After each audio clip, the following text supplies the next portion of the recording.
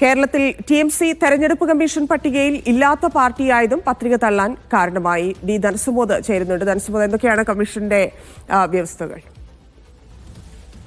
തെരഞ്ഞെടുപ്പ് കമ്മീഷന്റെ election symbol allotment എന്ന് പറയുന്ന ഓർഡറാണ് ഇവിടെ പാലിക്കാതിരുന്നത്.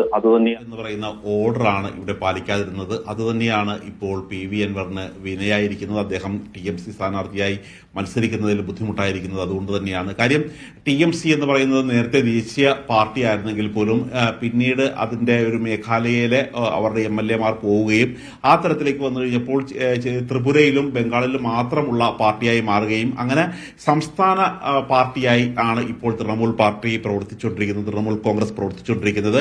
ഈ പാർട്ടിക്ക് മറ്റേതെങ്കിലും സംസ്ഥാനത്ത് അവരുടെ സ്ഥാനാർത്ഥിയെ ഔദ്യോഗികമായി നിർത്തണമെങ്കിൽ അതനുസരിച്ചുള്ള ചില സാങ്കേതികത്വം കൃത്യമായി തെരഞ്ഞെടുപ്പ് കമ്മീഷൻ പറയുന്നുണ്ട്.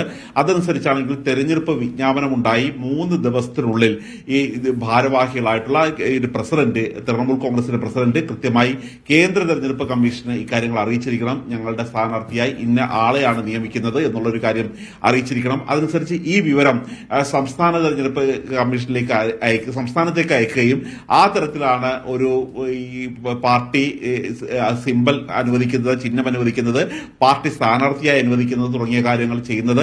അതുകൊണ്ട് പക്ഷെ അതൊന്നും കൃത്യസമയത്ത് നടന്നില്ല എന്നുള്ളതാണ്. ഈ 3 ദിവസം എന്നുള്ള ഒരു ടൈം ബൗണ്ടിനുള്ളിൽ അവർക്ക് TMCയുടെ കൃത്യമായ ഒരു പത്രിക നൽകാനോ അവരുടെ പ്രസിഡന്റ് നൽകുന്ന ഇത് PV അൻവർ ഞങ്ങളുടെ സ്ഥാനാർത്ഥിയാണ് എന്ന് ഉറപ്പിക്കുന്ന അവർ പ്രസിഡന്റ് ഒപ്പിട്ട കത്ത് നൽകാൻ കഴിഞ്ഞിരുന്നില്ല. ഇതേ തുടർന്നാണ് ഇവരുടെ ഈ പത്രിക TMC എന്നുള്ള രീതിയിൽ തള്ളിപ്പോയത്.